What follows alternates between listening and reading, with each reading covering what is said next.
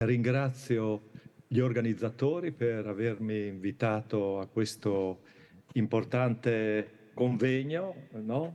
E io vi vorrei parlare di quella che considero la nuova visione del mondo che è iniziata, secondo me, a partire dalla seconda metà del secolo scorso. La nuova visione del mondo che è collegata non più a una concezione fisico-matematica, no, del mondo, ma a una concezione più vicina al mondo della vita. E queste riflessioni, come ha introdotto la dottoressa Pascut, sì, sono state oggetto di analisi soprattutto in questi ultimi miei 3 libri che vedete: Che cos'è la psiche, i fondamenti, il secondo libro, I fondamenti biologici della filosofia, e anche il libro più recente che riassume questi due, Biological and Neuroscientific Foundation of Philosophy. Eh, io credo che a livello schematico possiamo suddividere le visioni del mondo, o la filosofia, anche se volete, in filosofia antica, moderna e recentemente quella che chiamo la svolta biopsichica della filosofia. Allora, la filosofia antica, vedremo, era caratterizzata dallo stupore di stare di fronte al mondo. La filosofia moderna, vedremo, è caratterizzata dal dubbio e dal tentativo di rispondere a questo dubbio attraverso la fisica e la matematica come punti di riferimento fondamentali per il pensiero. E secondo me siamo entrati in un terzo periodo, e spiegherò come e perché, in cui il punto di riferimento non è più soltanto la fisica e la matematica, ma la vita, e in particolare un aspetto fondamentale della vita che è l'informazione.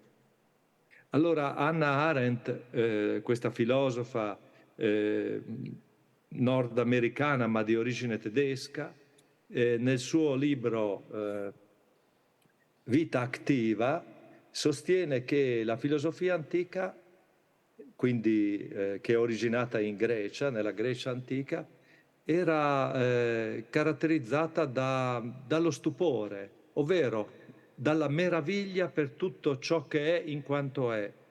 Nel mondo antico e anche nel Medioevo, infatti, le persone avevano un accesso al mondo diretto, senza alcuna mediazione. Il mondo veniva dato per reale, così com'è, no? E c'erano tante idee, ha sostenuto la Hannah Arendt, tante idee, per esempio sono state elaborate nel mondo greco teorie geocentriche, in cui la Terra veniva considerata al centro dell'universo, no? Aristotele, Tolomeo, e c'erano anche teorie eliocentriche in cui veniva considerato il Sole al centro del sistema solare. Tuttavia, dice Hannah Arendt, le idee sì, sono importanti, vanno e vengono, ma il mondo non si cambia soltanto con le idee. E infatti il passaggio dalla filosofia antica, dal modo di vedere il mondo antico alla filosofia moderna, è stato il frutto di una scoperta tecnica, diciamo, la scoperta del telescopio. Galilei, questo scienziato pisano, fiorentino, che per tanti anni insegnò fisica e matematica all'Università di Padova, no? Mentre era proprio all'Università di Padova, pensò di utilizzare il cannocchiale per osservare la Luna, Venere e Giove, e si accorse che la Luna non era una sfera lucida come era stato immaginato, pensato, sostenuto da Aristotele, ma era formata da crateri, e quindi si cominciò a dubitare della visione della fisica di Aristotele. Inoltre, Galileo scoprì che la Venere aveva delle fasi, no? Come la Luna, e quindi Venere probabilmente, dato queste osservazioni col telescopio, Venere ruotava attorno al Sole. Quindi Galileo pensò che anche la Terra, vedendo questi dati sensibili, ruotasse attorno al Sole, no? E questa idea venne confermata anche dalla presenza di satelliti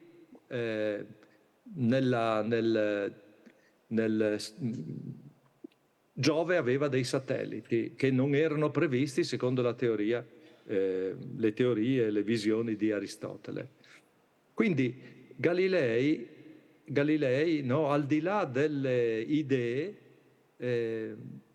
attraverso il telescopio mostrò che la teoria eliocentrica, ossia che il Sole stava al centro del sistema solare, era una realtà sostanziale, vera, insomma, e che quindi la Terra girava attorno al Sole e girava anche su se stessa. Guardate che fu una scoperta sensazionale, perché tutti ritenevano che la Terra fosse ferma, come abbiamo impressione anche noi. L'impressione, mentre stiamo sulla Terra, è che la Terra sia ferma. Invece questi dati ottenuti attraverso l'osservazione, quindi in maniera sperimentale, indicavano che la Terra era in movimento e che dunque le impressioni che abbiamo dai sensi possono essere sbagliate. Ecco, qui inizia la visione moderna del mondo, la visione filosofica moderna, inizia dal dubbio, ossia noi non possiamo più fidarci delle osservazioni che facciamo col senso comune, no?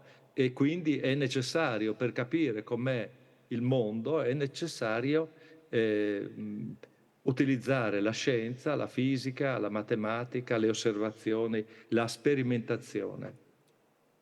No? Il dubbio sviluppato da Cartesio origina dal sospetto sulle capacità dei sensi. I sensi, bisogna dubitare di quello che otteniamo attraverso i sensi, perché la realtà invece è conosciuta meglio attraverso l'indagine scientifica, no? E soprattutto quindi il dubbio che ha pervaso e pervade ancora il pensiero moderno, chiede un antidoto. L'antidoto che Galilei, ma soprattutto Cartesio e Newton hanno proposto è basarsi sulla fisica e sulla matematica.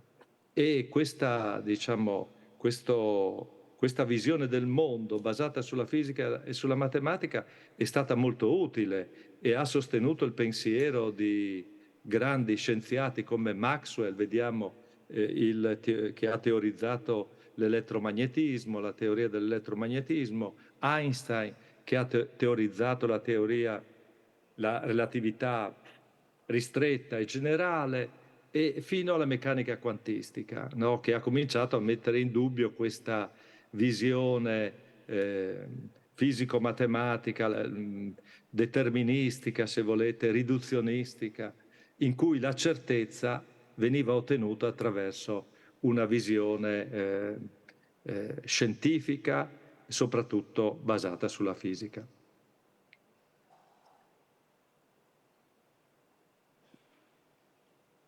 Anche la filosofia ha seguito questa visione, no? Se leggete le idee, per esempio, di Kant, sono idee basate sulla sulla matematica e sulla fisica, soprattutto di Newton. E cosa è successo che ha fatto cambiare, secondo me, questa visione del mondo, quindi che ha fatto superare la visione antica, no, basata sul stupore, e anche la visione moderna, basata sul dubbio? Secondo me adesso noi siamo possiamo mettere una data dal 1953, anche se pochi se ne sono resi conto, siamo in un'altra, passati a un altro livello, quella che io chiamo la svolta biopsichica della visione del mondo, della filosofia, la quale è basata non più sulla fisica e la matematica, che rimangono comunque importanti, ma è basata soprattutto sulla vita, sull'aver capito che cosa è la vita, no? I fatti, secondo me, che hanno fatto cambiare il paradigma da fisico-matematico a biopsichico è stata la scoperta di che cos'è la vita, prima, la scoperta di che cos'è la mente, ora sappiamo, abbiamo delle idee, cominciamo a intravedere che cos'è la psiche, e anche è stata basata sulle nuove conoscenze sulla natura del linguaggio. Allora, che cos'è la vita? Ecco, vediamo, cominciamo ad avvicinarsi a questa nuova svolta, no? Che deriva dall'aver capito che cos'è la vita. Intanto ci sono degli autori che si sono interessati a riflettere su che cosa sia la vita, per esempio vediamo dei fisici in questo libro Che cos'è la vita del 1900 Schrödinger del 1944, e anche il matematico von Neumann, no? Che ha riflettuto su che cosa sono o come sono formati degli automi, ossia tipo dei robot che si autoformano, sono in grado di autoriprodursi. Bene, e queste sono delle riflessioni di nuovo fisico-matematiche, però quello che abbiamo capito della vita è che la vita è collegata alla separazione. Tutti gli organismi viventi sono formati di cellule, e le cellule, ci sono organismi unicellulari e organismi pluricellulari. Tuttavia la cellula è l'entità fondamentale della vita ed è determinata da una membrana che separa l'interno dall'esterno. Ovviamente la cellula è in contatto con quello che accade all'esterno, della cellula, ma è interessata soprattutto all'interno. Quindi la vita è separazione, è individualità, no? Quindi questo è uno degli aspetti fondamentali, mentre nel mondo fisico non c'è separazione. Prima dell'esistenza della vita il mondo fisico era tutto unito, e con l'origine della prima cellula qualcosa si è separato, no? E ha un destino tutto suo. Il secondo aspetto della vita è che la vita è complessità.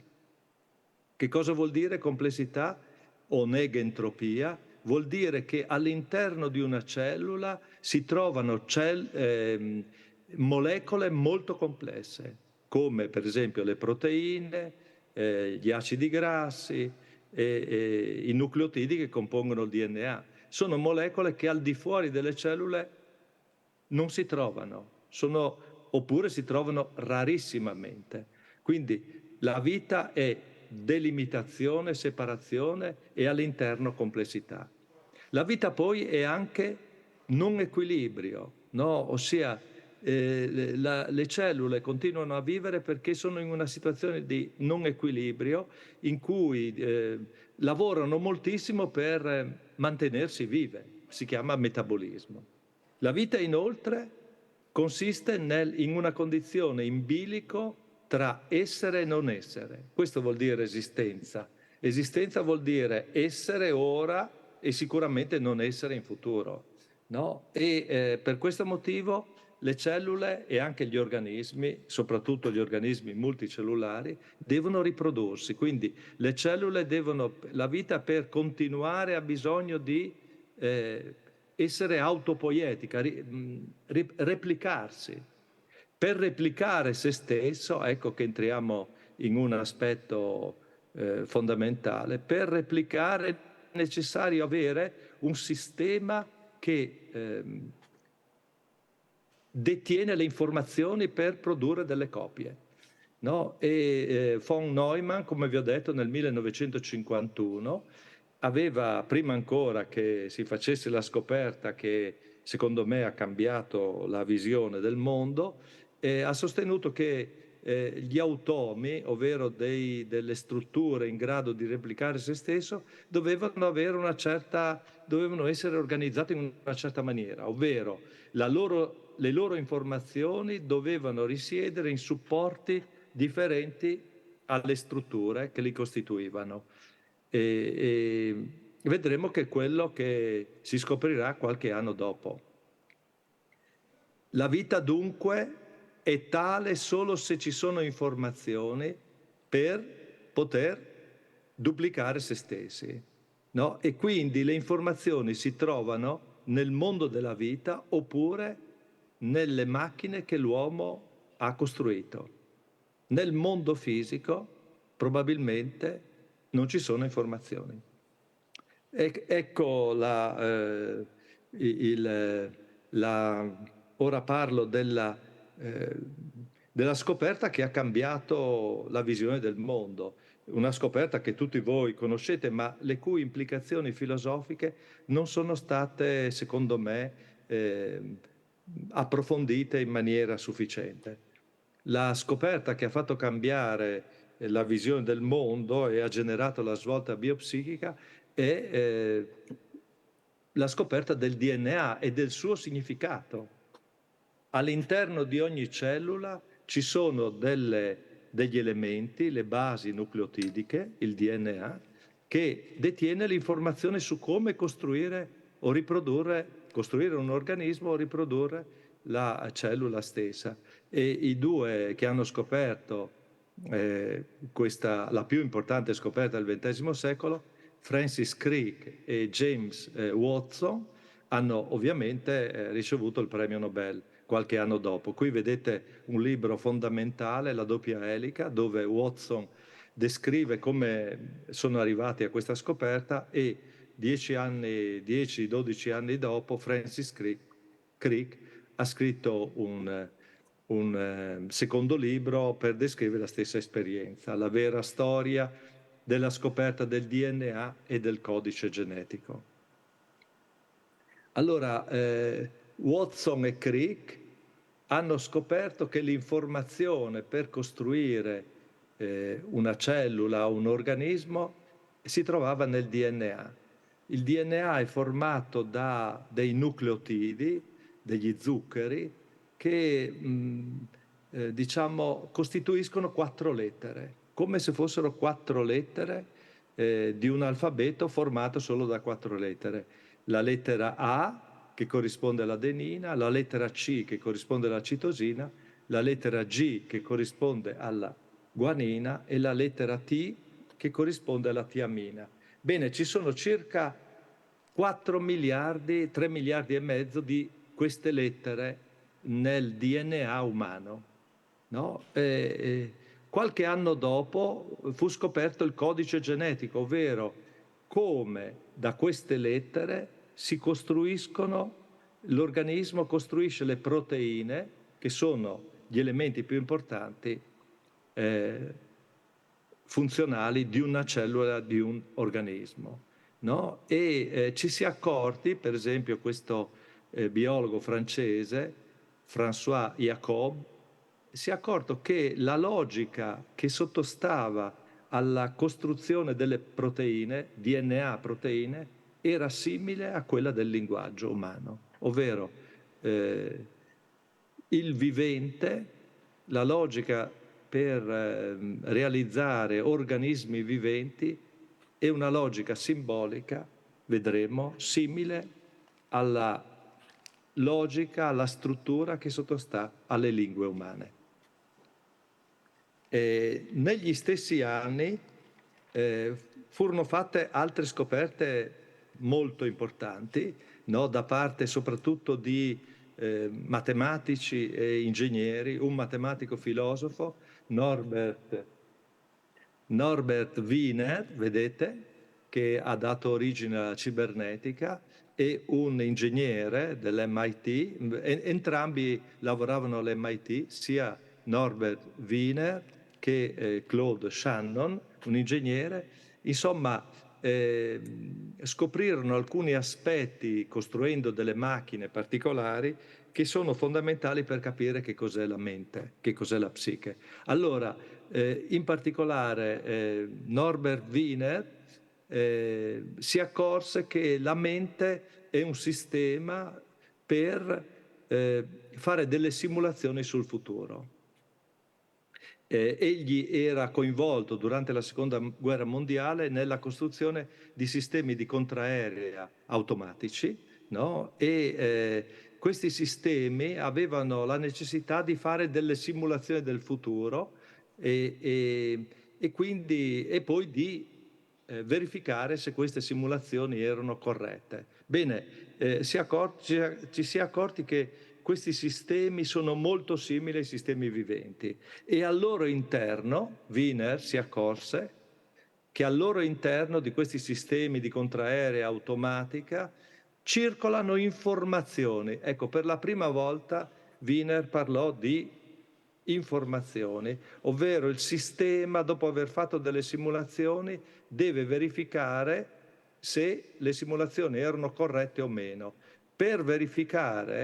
Per fare queste verifiche, al suo interno deve circolare informazione, e Wiener sostenne che l'informazione, vedete questa frase in rosso, l'informazione non è né materia né energia.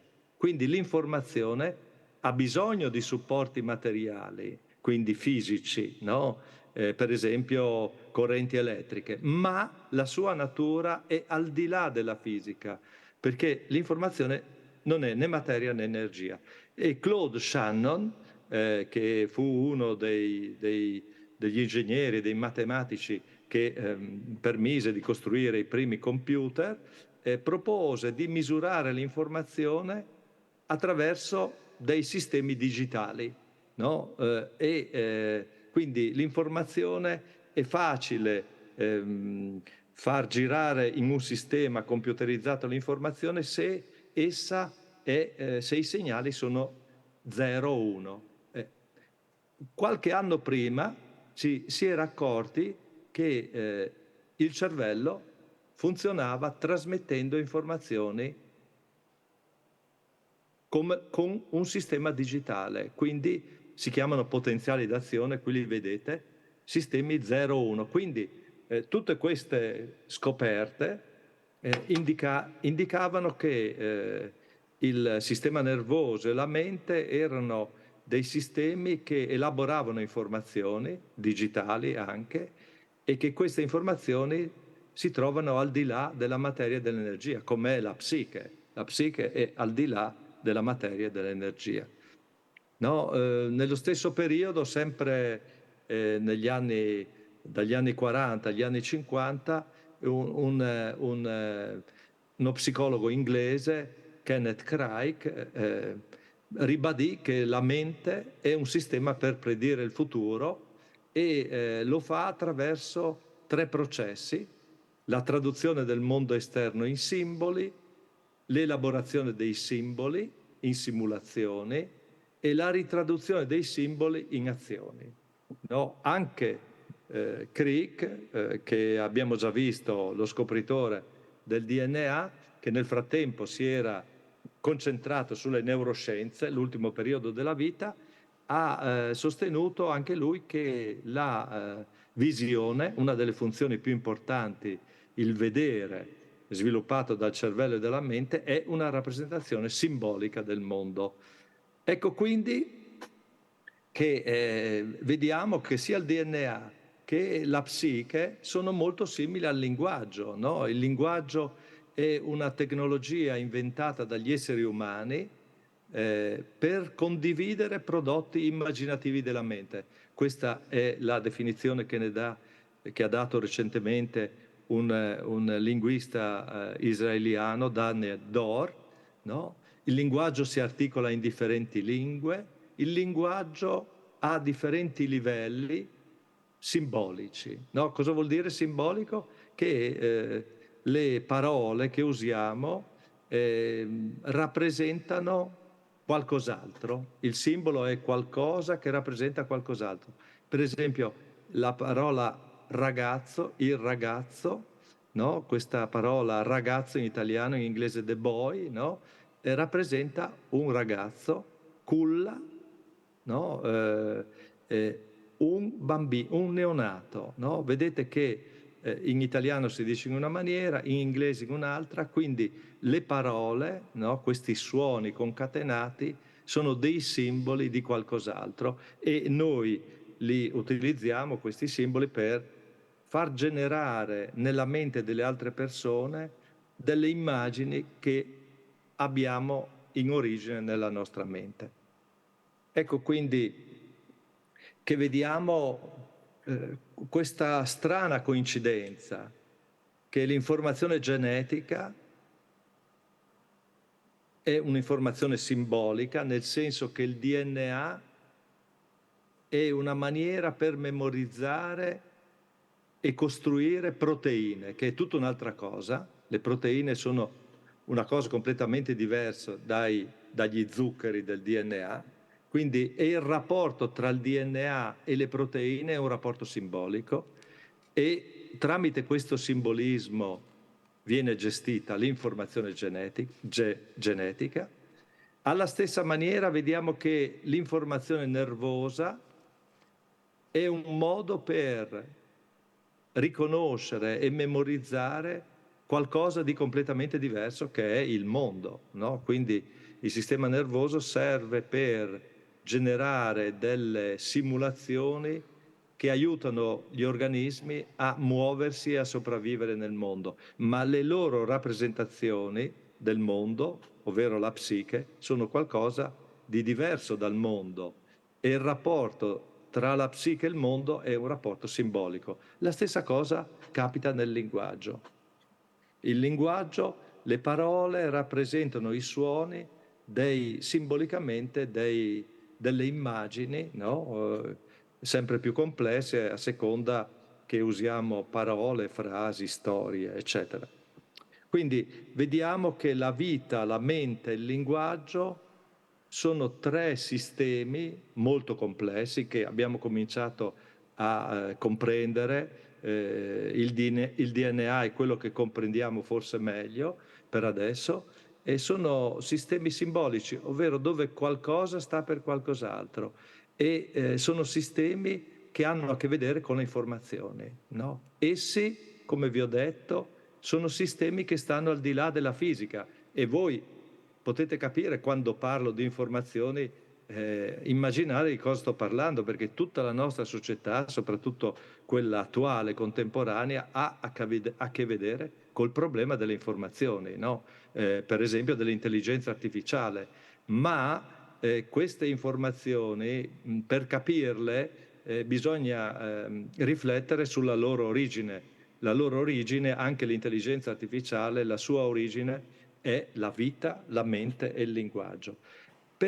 Concludo con questa ultima diapositiva che ci aiuta a capire che cos'è l'informazione, che cosa significa che l'informazione sta al di là della fisica e che quindi siamo passati a un'altra visione del mondo, non più fisico-matematica, ma più complessa. Faccio due esempi che ci possono aiutare. Due esempi abbastanza semplici che riguardano l'informazione genetica e il linguaggio. Allora, il primo esempio, il DNA, no? Gli umani, vi ho detto, hanno un DNA, ogni cellula ha il DNA di tutto l'organismo, che è composto da 3,5 miliardi di lettere, no? Che sono queste 4 lettere A, G, C, T. Se noi disponiamo no? Se noi prendiamo il DNA di una cellula umana e siamo in grado, cosa abbastanza facile, di tagliare il DNA nei singoli nucleotidi, possiamo quindi mettere tutte le A in un cestino, poi tutte le G in un altro cestino, 900 milioni di A, 900 milioni di G, no? Di guanina, poi tutte le C, citosina in un altro cestino, e poi tutte le T, no? In questo modo noi abbiamo nei 4 cestini la stessa materia e la stessa energia del DNA umano. Quindi anche se dividiamo il DNA in 4 cestini, alla fine abbiamo la stessa materia e la stessa energia del DNA umano, ma non abbiamo la stessa informazione, perché l'informazione è determinata da come è disposta la sequenza delle lettere. Quindi l'informazione è qualcosa che sta al di là della materia e dell'energia. Un secondo esempio è la Divina Commedia. No? Sappiamo che la Divina Commedia, questa opera fondamentale di Dante, è costituita da 408.476 caratteri, ossia le lettere che compongono la Divina Commedia sono circa 400.000, no? E ci sono 101.000 parole. No? Se disponiamo tutte le lettere della Divina Commedia nei 21 cestini che riguardano le lettere dell'alfabeto italiano, alla fine noi abbiamo 21 cestini. Nel primo c'è la A, tutte le A della Divina Commedia, poi nel secondo tutte le B, nel terzo tutte le C, e alla fine abbiamo la stessa materia e la stessa energia in questi 21 cestini dove è contenuta l'opera di Dante, ma non abbiamo la Divina Commedia, che dipende dall'ordine delle sequenze delle lettere. Questi due esempi possono avervi aiutato a capire come mai siamo andati oltre la fisica e la matematica. La vita, la mente e il linguaggio, che sono molto più complessi della dimensione fisico-matematica, che possono essere in parte descritti dalla dimensione fisico-matematica, ma sono molto più complessi, rappresentano il nuovo paradigma, la svolta biofisica, verso la quale ci stiamo, secondo me, orientando.